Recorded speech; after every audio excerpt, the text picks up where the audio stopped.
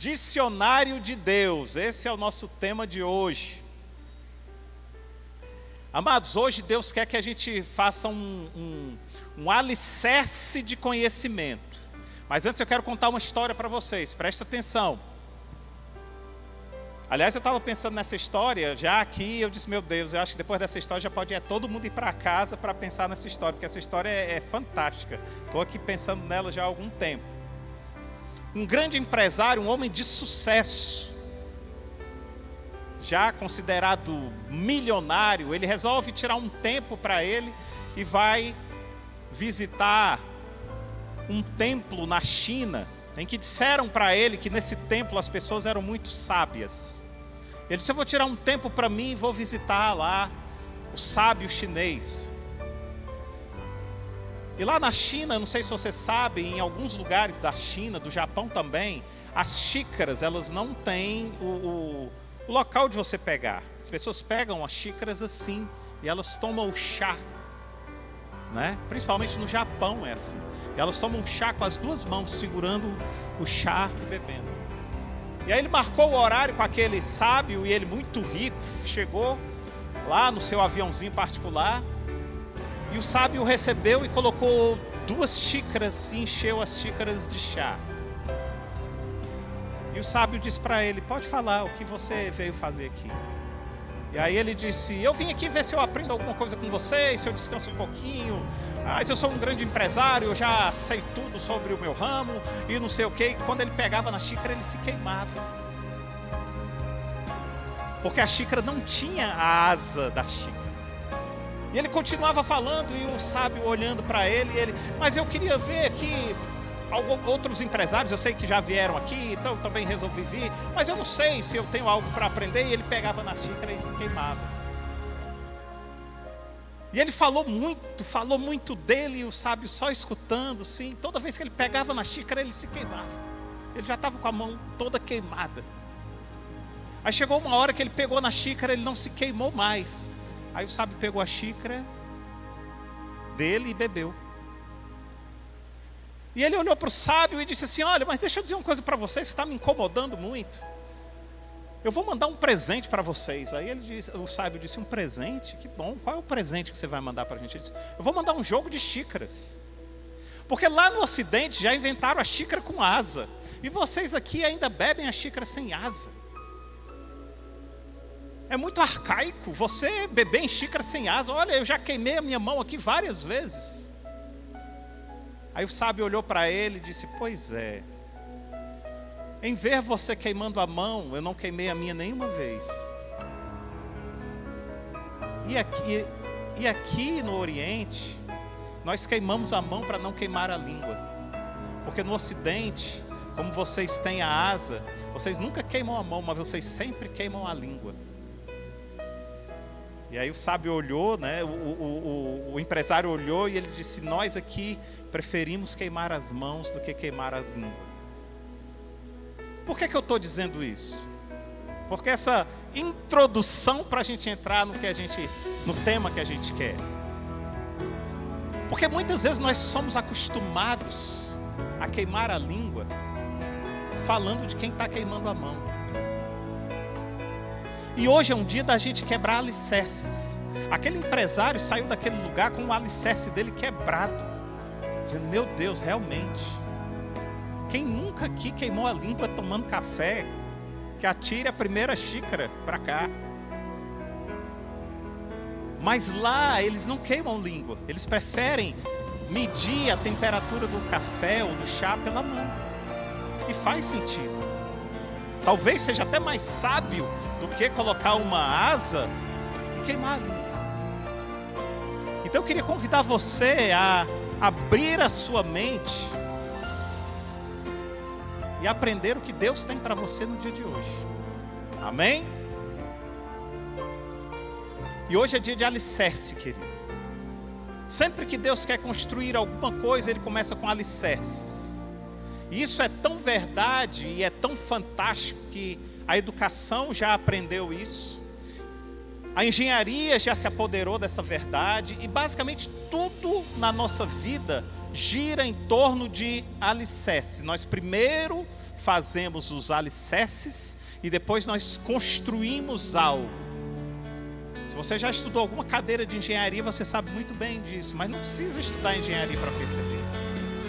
Qualquer matéria é assim. Se você quer se tornar um ás em matemática, você irremediavelmente vai começar pelo 1 mais 1. Até chegar a uma equação exponencial. Então tudo na vida da gente, ela gira em torno de alicerce. Quer construir algo na sua vida? Comece alicerçando algo. Agora preste atenção. Quando eu mencionei para a Regina, eu contei só essa introduçãozinha, que eu ia falar sobre o dicionário de Deus e ia começar com alicerce. Aí a Regina disse assim: olha o que eu acabei de ler no livro que eu estou meditando. Olha só, ela abriu o livro, né? E leu para mim. O livro chama O Avivamento do Odre Novo. Olha só o que é que ela disse. O que diz o livro? Antes de crescer, antes de Deus nos edificar, Ele vai escavar alicerces, esburacar, sondar, encontrar terreno firme na nossa vida. Ele vai gerar motivações certas e um caráter sólido em nossa personalidade. Essa é uma tarefa árdua e dolorosa. Uma trilha de provas e situações na qual nossos valores e princípios serão minuciosamente checados e nossas motivações serão profundamente corrigidas. Deus só edifica sobre alicerces que Ele mesmo estabeleceu. Eu disse: uau, é de Deus, é um só coração. Então, queridos, Deus quer construir algo na nossa vida e Ele vai começar alicerçando. Amém? Aliás, eu acho que essa pregação aqui vai se transformar numa série. Porque vocês vão entender que o dicionário de Deus, pelo que eu fui meditando e escrevendo e Deus falando, passou da letra B ainda. Um dicionário que vai do alfabeto, vai até Z. Mas a intenção não é falar todas as letras, a intenção é falar as palavras que Deus colocar no meu coração. Amém? Então agora pega a visão, querido. Toda criança, quando está aprendendo a ler e escrever, ela começa estudando e aprendendo pequenas palavras. Sabe por quê? Porque ela está alicerçando a sua comunicação. A palavra, ela é o alicerce da vida. Isso é tão verdade que em Gênesis Deus diz: haja luz. Então Ele estava alicerçando algo para que acontecesse. Então a palavra, ela é muito mais importante do que a gente tem noção. Ela é o alicerce da vida. Então, baseado nisso, a educação sabe que a palavra vai permear toda a nossa vida. Você já parou para pensar o quanto você se comunica pela palavra? Ela não é a única, mas ela é a maior fonte de comunicação entre a gente. Porque ela é um dos maiores meios, ou o maior meio de comunicação hoje no mundo. E a palavra também é um dos meios de comunicação entre a pessoa e Deus. Se você quer se comunicar com Deus, o principal talvez meio seja a palavra. Agora aqui está a chave. Uma pessoa que não conhece as palavras, uma pessoa que não conhece o alfabeto, uma pessoa que não conhece um mínimo do vocabulário, ela é considerada no meio mundano de analfabeto. Agora, uma pessoa que não conhece também as palavras de Deus, uma pessoa que não conhece aquilo que Deus escreve, uma pessoa que não sabe ler o que Deus está escrevendo na vida dela, ela é um analfabeto espiritual. E o analfabeto se limita à compreensão que ele vai ter do mundo. Será que nós não temos sido analfabetos espirituais? Será que nós temos lido aquilo que Deus tem nos falado, aquilo que Deus tem escrito para nós, aquilo que Deus tem nos comunicado? Será? Um cristão que não conhece as palavras de Deus é um analfabeto. E como analfabeto, ele é uma pessoa limitada em termos de comunicação com Deus. Pegaram isso? E muitas vezes sou eu esse analfabeto, porque não sei ler aquilo que Deus está escrevendo na minha vida. Tem muito cristão, queridos, analfabeto no mundo. Sabe por quê? Porque tem muito cristão que não sabe decifrar o que Deus está falando. Olha o que diz João capítulo 8, verso 43. João 8,43 diz assim: porque vós não podeis entender a minha linguagem, é porque vós sois incapazes de ouvir a minha palavra. Olha que coisa.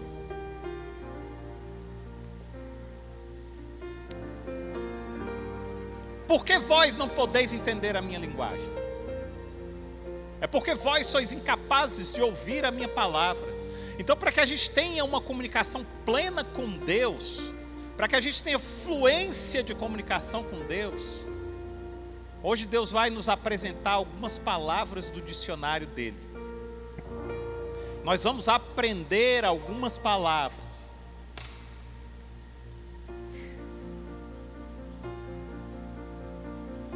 E eu não sei se você já aprendeu uma língua. Eu nunca aprendi língua nenhuma. Eu brinco, eu tento. Mas você começa aprendendo vocabulário.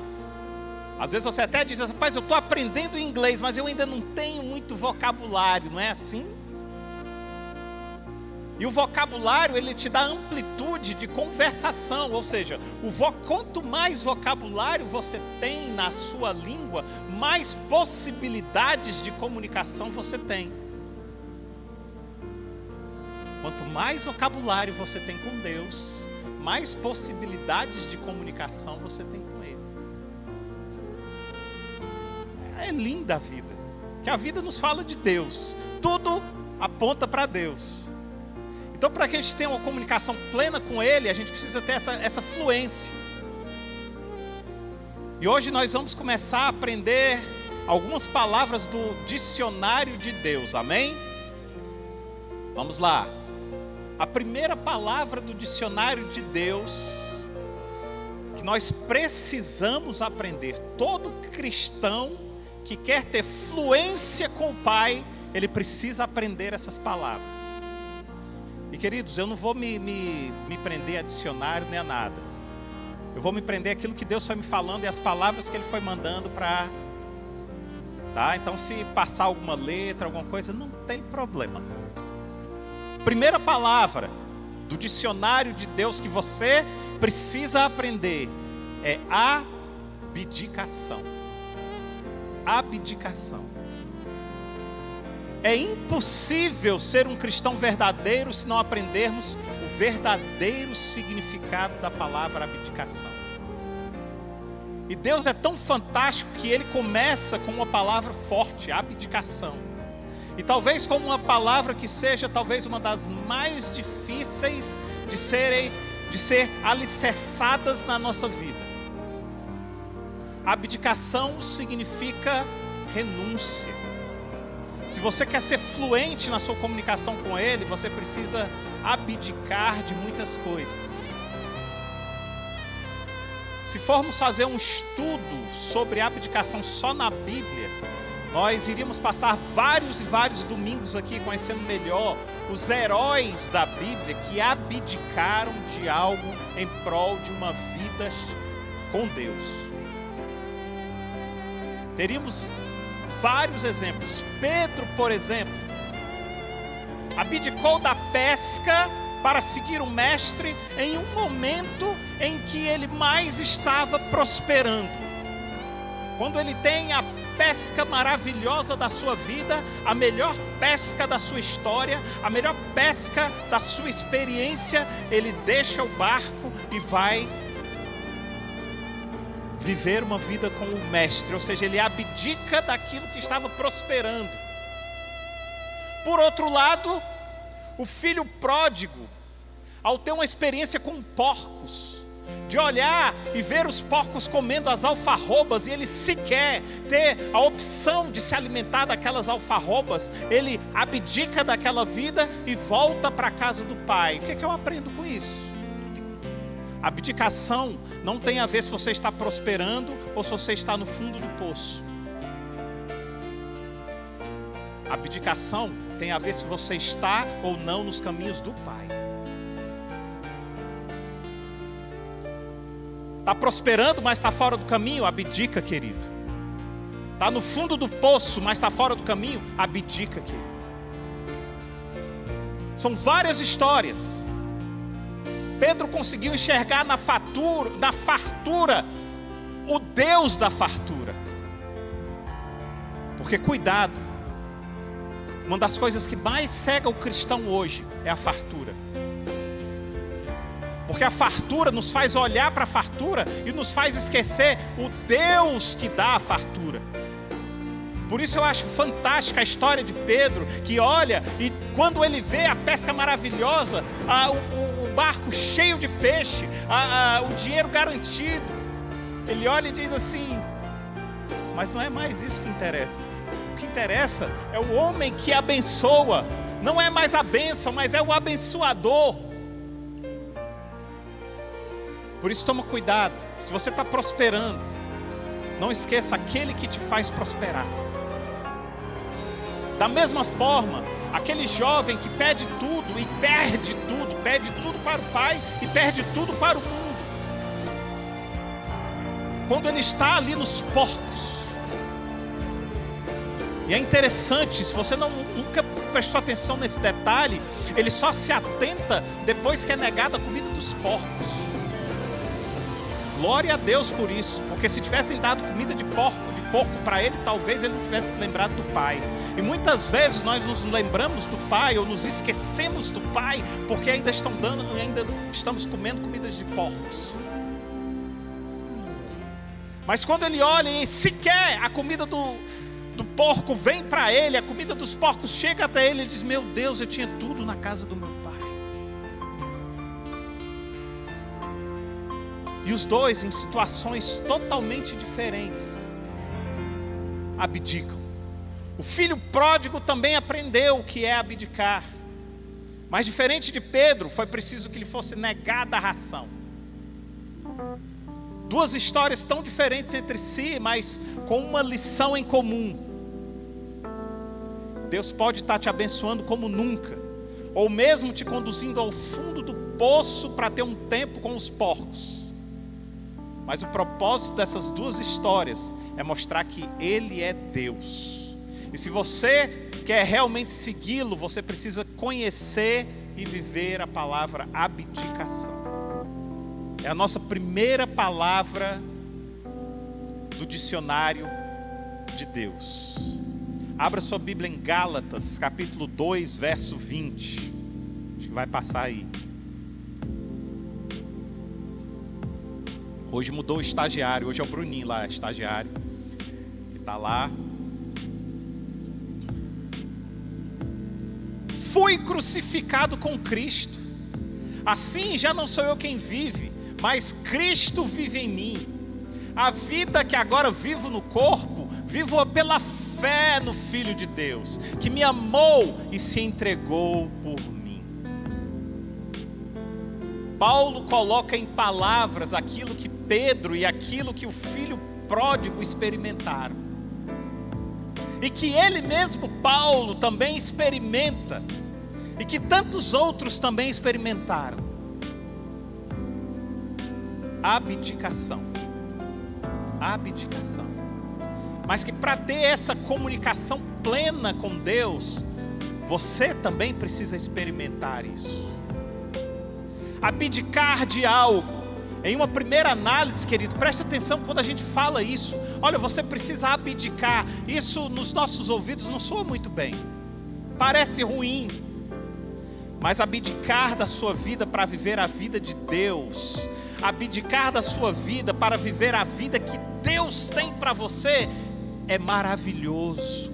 Maravilhoso. Hoje Deus te convida para não só não só aprender a palavra, mas viver a palavra.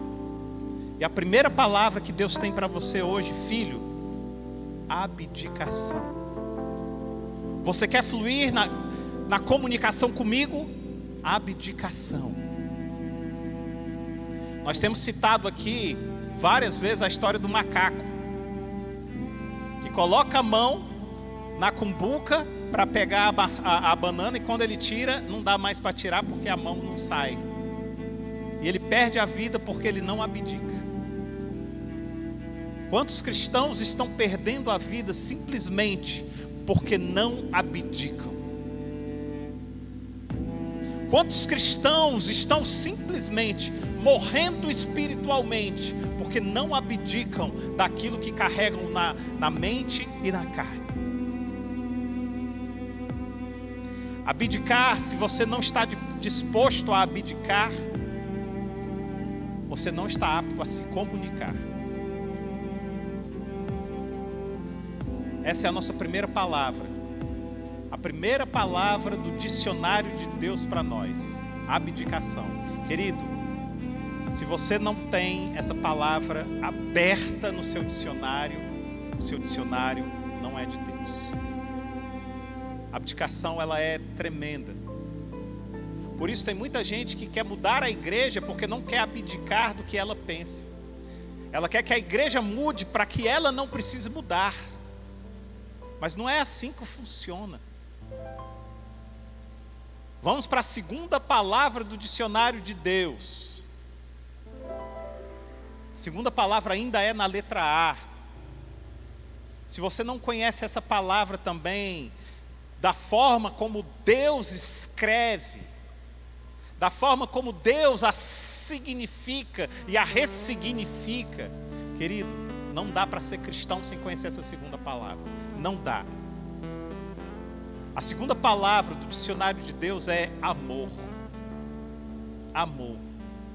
1 João capítulo 4, verso 8 diz assim: aquele que não ama não conhece a Deus, pois Deus é amor.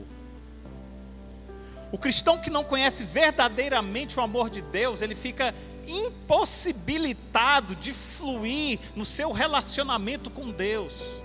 É impossível você compreender a mente de Deus sem antes entender o amor de Deus. O amor de Deus, ele é alicerce para construir algo na sua vida. Um filho, ele aceita a repreensão do pai quando ele sabe que o pai o ama. Mas ele não aceita a repreensão de qualquer um na rua que não o ama, porque ele sabe que essa repreensão não vem de amor. Então você só vai aceitar a repreensão do pai quando você entender o amor do pai. Falamos isso no Comunhão e Mesa, e eu quero repetir aqui. Já falei isso aqui anteriormente, mas eu quero repetir isso porque isso é um divisor de águas na nossa vida. Se você não frequenta o Comunhão e Mesa, querido, é bom você frequentar, porque lá tem tido muita revelação. Uma vez eu estava lendo a Bíblia e lendo ali o livro de Gênesis, eu li a passagem da seguinte forma: mas da árvore do conhecimento do bem e do mal não coma, porque se comerdes certamente morrerás. E quando eu li essa passagem, eu ouvi uma voz dizendo: está errado. Estava sozinho em casa, lendo minha Bíblia. Como é que está errado? Aí eu fui ler de novo e disse: deve ter errado alguma coisa mesmo. Espera aí. E da árvore do conhecimento do bem e do mal não coma, porque se comerdes certamente morrerás. Está errado. Fui ler de novo. E da árvore do conhecimento do bem e do mal não coma, porque se comerdes certamente morrerás. Está errado. Ai, meu Deus do céu, estou ficando doido. Eu li umas 200 vezes, e toda vez a voz dizia: está errado, está errado. Quando eu já não aguentava mais, eu li assim: filho, da árvore do conhecimento do bem e do mal não coma, filho, porque se comerdes certamente morrerás. Está certo. Eu ouvi. Aí eu disse: uau, o que tem aí, Senhor? Aí eu ouvi a voz dizendo: amor. Percebe? para muitos é uma repreensão. Mas para os filhos que conhecem o amor, é uma atitude de amor. Para quem não é acostumado a tomar não, vai dizer assim, mas eu quero essa árvore que eu quero. Mas quem conhece o coração do Pai, vai dizer, não, eu não toco nisso, porque isso vai ferir o coração de quem me ama. Essa é a diferença. A diferença é que nós não conhecemos o amor do Pai, e por isso nós não temos limites, porque o que importa é se você vai ferir o amor do Pai ou não. Isso foi uma chave para mim, um divisor de águas, querido. Quando a gente entende o verdadeiro amor do Pai, e o amor é a palavra-chave, é o alicerce de tudo. Porque no amor, Deus diz assim, não faça isso, e você entende como uma palavra de amor. Uma das coisas que é mais difícil as pessoas entenderem é o não. Ei, mas no não também tem amor. Você viu quando as crianças estavam aqui? Eu vim aqui e disse, vamos mais para lá. Por quê? Porque eu sou chato? Não, porque elas estavam quase caindo. Então quando o pai chega e diz assim, filho, não adulterarás. Ele está dizendo, eu te conheço, filho, eu sei da sua índole, e eu sei o inferno que vai ser caso isso aconteça. Quando ele diz, filho, não cobiçarás o campo do teu próximo, ele está dizendo para cada um, eu dou a sua própria porção, filho. Quando você entende isso pela ótica do amor, você diz, Senhor, obrigado pela tua repreensão, Pai. Então a segunda palavra é essa, querido. Amor. Porque quando você está doente, você se sujeita a tomar um remédio amargo. Quando você está doente, você se sujeita a tomar uma injeção. Sabe por quê? Porque você sabe que aquilo é para o seu bem. Quando você está doente, você se sujeita a fazer uma cirurgia, a cortarem você e mudarem tudo ali, porque você entende que é para o seu bem. Então muitas vezes Deus aplica remédios amargos. Deus muitas vezes, Ele vem com injeções. Deus muitas vezes diz assim, cara, esse caso é mais grave, eu preciso de uma cirurgia. Mas a gente não quer se submeter, sabe por quê? Porque a gente não conhece o amor envolvido na repreensão e na educação e no conserto.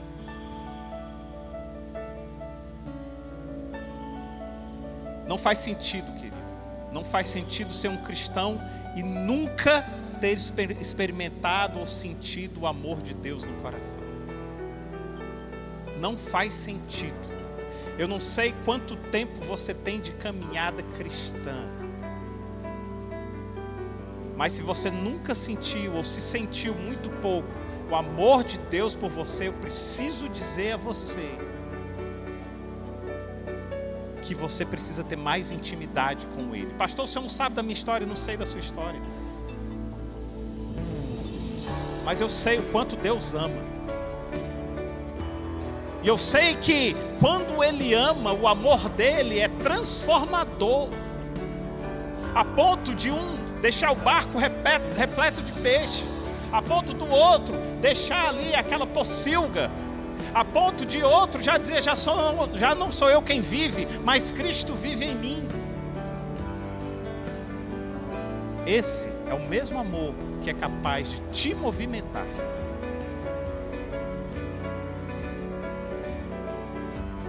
A humanidade, ela tem reduzido o amor a um sentimento, quando na verdade o amor não é um sentimento. Eu sei, pastor, o amor é decisão. Não.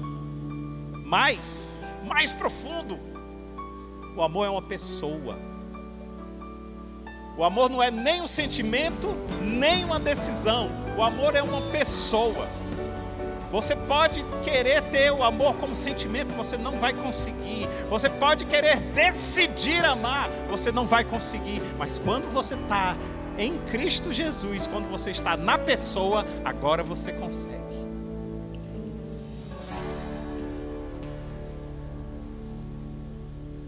Me comove muito, querido, e me entristece muito saber que grande parte da sociedade irá morrer sem sequer conhecer o amor.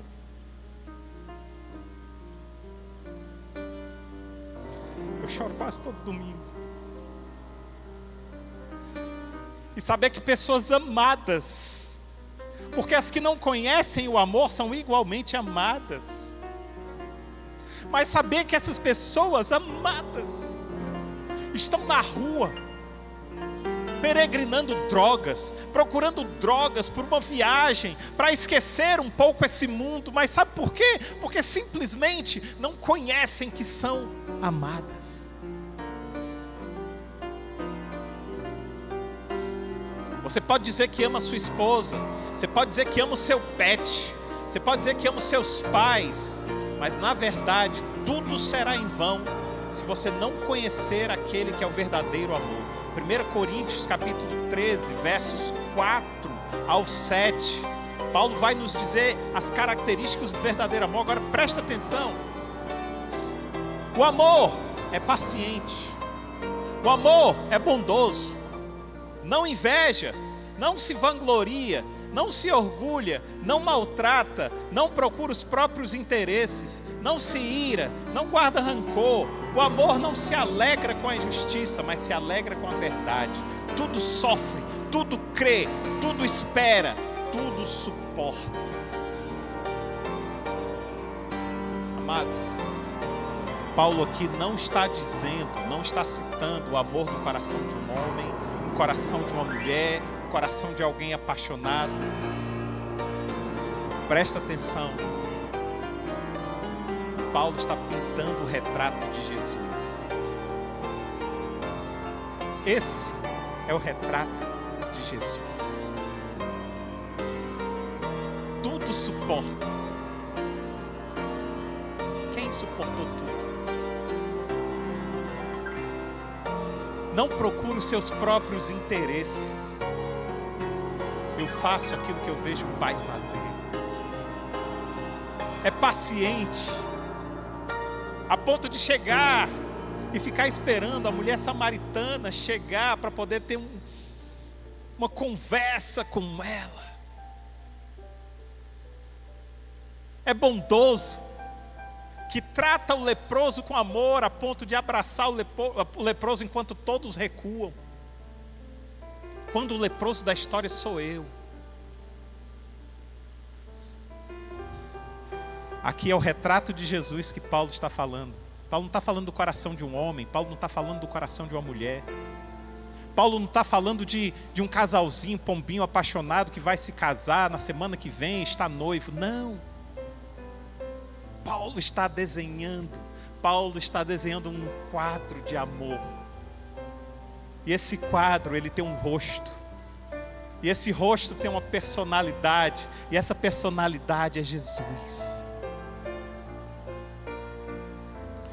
Então, queridos, no dicionário de Deus, a palavra amor tem um significado bem diferente da palavra amor que os dicionários do mundo trazem. Bem diferente. Deus é amor. E por amor a você, Ele entregou o seu próprio Filho. E o que você tem entregado a Ele?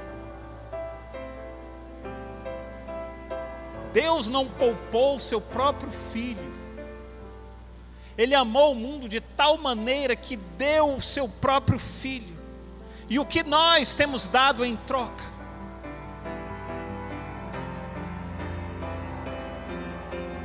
Terceira palavra. Por isso que eu digo que vai ser uma série. Terceira palavra ainda da letra A. Autoridade.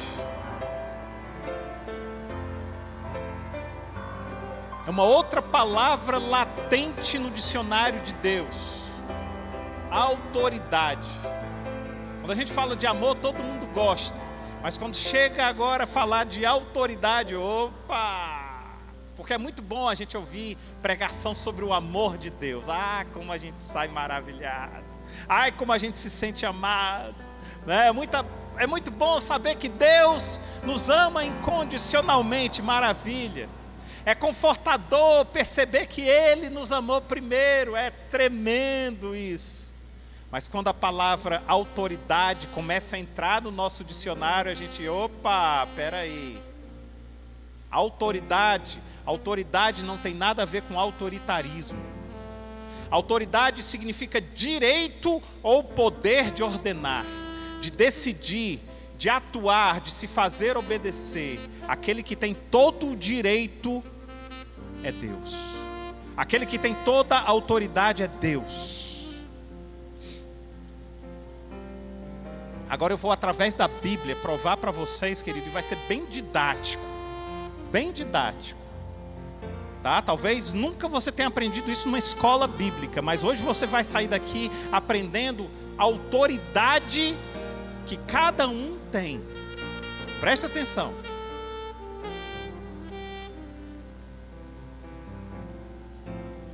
Primeira coisa, a autoridade ela é única. Preste atenção para você não se perder. A autoridade ela é única e ela pertence a Deus. Somente a Ele. Salmo 24, versos 1 e 2 diz assim: do Senhor é a terra e tudo que nela existe. Preste atenção. Quem tem ouvidos para ouvir, ouça. Do Senhor é a terra e tudo que nela existe, o mundo e os que nele vivem, pois foi Ele quem a estabeleceu sobre os mares e afirmou sobre as águas. Colossenses capítulo 1, versos 16 e 17 vai dizer assim, vai confirmar o que disse aqui o Salmo 24. Ele diz o seguinte: pois nele foram criadas todas as coisas nos céus e na terra, as visíveis e as invisíveis, sejam tronos, sejam soberanias, poderes ou autoridades. Todas as coisas foram criadas por Ele e para Ele. Ele é antes de todas as coisas e nele tudo subsiste. Entenderam até aí? Toda a autoridade é dele, tudo é dele. Tudo é dele. Tudo que há nos céus e na terra, embaixo da terra é dele. É dele e para ele. Agora repita comigo: eu fui criado por ele e para ele. Ei, filho ou filha, se você foi abandonado pelo seu pai, se você foi abandonado pela sua mãe, diga: eu fui criado por ele e para ele. Ei, mulher ou homem, se você foi abandonado pelo seu cônjuge, repita: eu fui criado por ele e para ele. Ei, idoso, se você foi abandonado por alguém, se foi abandonado pelos seus próprios filhos, repita: eu fui criado por ele e para ele. Ei, você que pensa meu corpo, minhas regras, repita comigo: eu fui criado por ele e para ele. Sabe por quê, querido? Porque toda autoridade é dele. Toda autoridade é dele. Não é questão de meu corpo, minhas regras. Nem você é seu mesmo.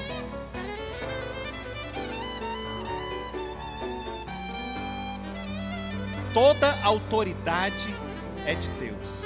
Então o que é que acontece? Agora nós vamos baixar, presta atenção. Toda autoridade é dele. Então o que é que Deus faz? Deus delega toda a autoridade para Jesus. Mateus capítulo 28, versos 18 a 20. Toda a autoridade é dele. Aí ele delega para Jesus, presta atenção. Então Jesus aproximou-se deles e disse: foi-me dada toda a autoridade nos céus e na terra. Portanto, vão, façam discípulos de todas as nações, batizando-os em nome do Pai, do Filho e do Espírito Santo, ensinando-os a obedecer tudo o que vos ordenei a vocês. E eu estarei sempre com vocês até o final dos tempos. Ei, está se sentindo sozinho? Ei, está se sentindo solitário? Ei, está se sentindo abandonado? E eu estarei com vocês todos os dias. Ele está lá, Ele está aqui, Ele está com você. Sinta, perceba a presença. Nunca mais sinta-se sozinho. Nós fizemos uma pregação aqui uma vez, diferenciando a solitude da solidão. Jesus, quando vai para o deserto, ele vai ter um tempo de solitude, mas ele não vai ter um tempo de solidão. Porque tempo de solitude é quando você se afasta para ter um tempo com Deus. Tempo de solidão é quando você se afasta das pessoas e se afasta de Deus. Aí é solidão. Jesus teve solitude, mas nunca teve solidão. Tem gente que vive na solidão, mas nunca tem solitude. Então Deus, presta atenção para a gente não se perder no raciocínio. Deus tem toda a autoridade. Agora Ele delega toda a autoridade para Jesus. Foi-me dada toda a autoridade. Então, com essa autoridade, Jesus carrega, delegada e ratificada por Deus. E aí, quando Ele tem autoridade, Ele nos dá uma ordenança. Ele diz: agora eu tenho autoridade, agora eu vou mandar em vocês. Vão, façam discípulos por todas as nações, batizando-os em nome do Pai, do Filho e do Espírito Santo, ensinando-os a obedecer tudo o que vos ordenei a vocês. E eu estarei com vocês até o fim dos tempos. Presta atenção, Deus tem toda a autoridade, Ele delega toda a autoridade para Jesus. Jesus recebe a autoridade do Pai e agora Ele nos dá uma ordenança, certo? Só que aí tem um problema. Qual é o problema aí? Senhor Jesus, como é que eu vou fazer isso se eu não tenho nenhuma autoridade? Como é que eu vou ir pregar, mexer com o demônio, mexer com o diabo, se eu não tenho autoridade nenhuma, Jesus? Como é que eu vou fazer discípulos? Como é que eu vou batizar? Como é que eu vou ensinar? Como é que eu vou obedecer se eu não tenho nenhuma autoridade, Jesus? Então Jesus vai e resolve esse problema delegando a autoridade. Agora que vem um detalhe. Jesus tem toda a autoridade, até aí você já viu, ok? Então Ele delega parte da autoridade para você. Abra sua Bíblia em Lucas, capítulo 10, verso 19. Deus tem toda a autoridade, Ele delega toda a autoridade para Jesus, e Jesus vai delegar parte da autoridade para você. Eu dei a vocês autoridade para pisarem sobre cobras e escorpiões, e sobre todo o poder do inimigo. Nada lhe fará mal. Você tem toda a autoridade? Não. Ele está te dando autoridade sobre a sua vida? Não. Ele está te dando autoridade sobre a vida do outro? Como a gente gostaria, né? De ter autoridade da vida do outro? Não, tá não. Ele está te dando autoridade sobre o seu corpo? E eu lhe dou autoridade sobre o seu corpo? Não. Ele está te dando autoridade para pisar cobras e escorpiões, sobre todo o poder do inimigo e nada de falar mal? Sim. Aí você tem autoridade. Você tem autoridade para ir, fazer discípulos, batizar em nome do Pai, e se vier cobras e escorpiões para cima de você, você tem autoridade para pisar. Em outras palavras, Jesus está dizendo assim: filho, eu estou te dando a autoridade suficiente, necessária para você ir, para você evangelizar, para você fazer discípulos por toda a terra, para você batizar em nome do Pai, do Filho e do Espírito Santo. Autoridade necessária, porque quando eu mando, filho, eu capacito. Quando eu mando, filho, eu dou autoridade. Percebem? Percebem como a palavra autoridade no dicionário de Deus é diferente da autoridade no dicionário dos homens? Mas presta atenção, todas as demais autoridades continuam com Jesus. Todas elas. Amém? Tem muita gente que diria: ah, Senhor, eu poderia ter liberado mais umas autoridadezinhas para nós, né? Não, querido. Não, Ele sabe o que faz. Ele sabe.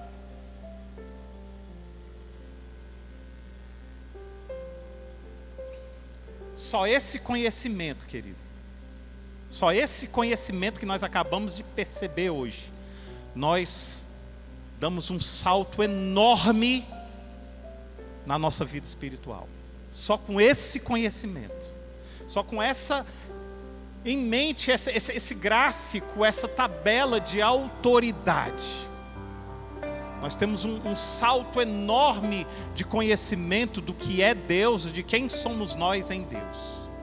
Amém? Ainda estamos na letra A. Já são 10 para as 7. Nós ainda temos a nossa... Então nós vamos parar por aqui.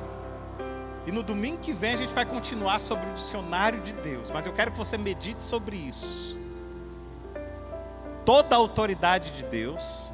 Ele delega toda a autoridade para Jesus, e Jesus delega a autoridade para você ir, para você evangelizar, e ele ordena fazer isso, e nessa ordenança ele libera a autoridade para pisar serpentes e escorpiões. Isso é autoridade. Saiba qual é a autoridade que você tem, mas também saiba a autoridade que você não tem. Amém? Vamos orar? Pai, te louvamos, Pai. Te agradecemos, Senhor, porque Tu és maravilhoso, Senhor. 3 palavras, Senhor, que hoje, Senhor, faz sentido para a gente, Pai. Abdicação, amor e autoridade.